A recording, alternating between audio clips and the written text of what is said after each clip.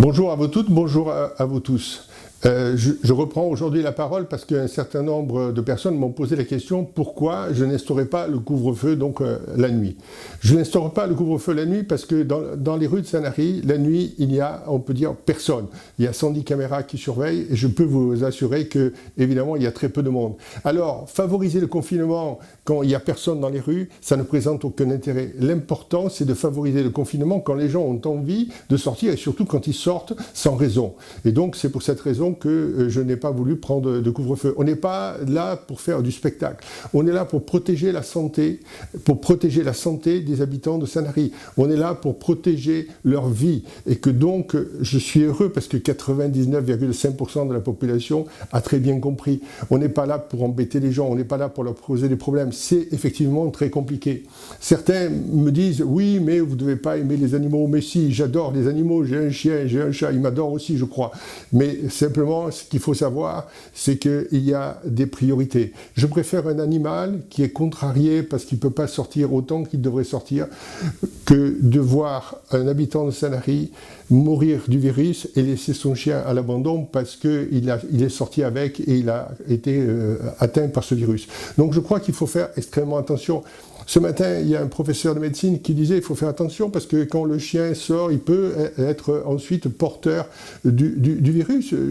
Peut-être que ça se confirmera, peut-être que ça sera infirmé, mais la prudence, c'est la mère des protections. Et la prévention, c'est aussi la mère des protections. Et donc, il faut penser à ces choses-là, ce sont les plus importantes.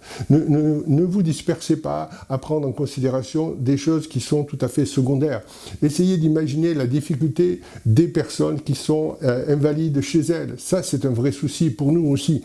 Essayez d'imaginer les femmes qui sont battues, les enfants martyrisés. Ça, ce sont de vrais problèmes qu'il faut régler.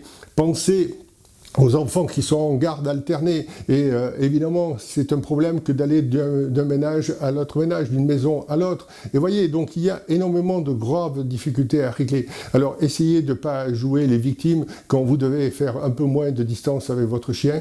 Simplement, essayez de comprendre qu'il y va de l'intérêt de tous. Plus le confinement sera sévère, moins il durera. Plus le confinement sera sévère, moins il durera. Et plus vite vous pourrez profiter de nouveau de tout le bonheur d'habiter à Sanary. Mais en attendant, vous devez faire extrêmement attention.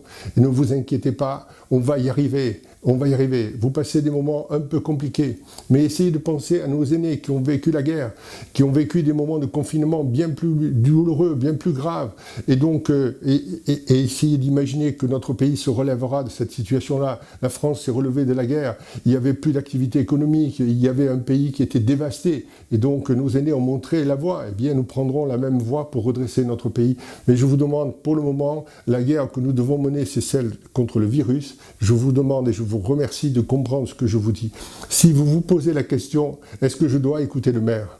Ne vous la posez plus. Écoutez les soignants. Écoutez les soignants. Ils vous disent de rester chez vous. Alors, s'il vous plaît, restez chez vous. Merci.